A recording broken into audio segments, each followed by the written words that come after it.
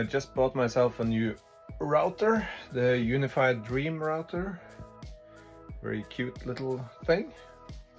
But one of the problems is it doesn't have a wall mount. So I searched online and I found this thing over at printables.com. Now the exciting question is, will it fit? Nice. You can find this model over at Printables by the user Revnull. It says that it's for the Unifi Dream machine, but it's got the same form factor as the Dream Router, so it looks like it fits.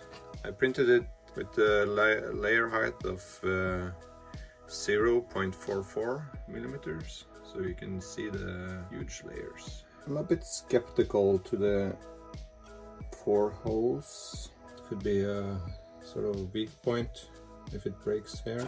I think I'll add a bracket or something underneath here. But all in all, I think it looks like a very nice design.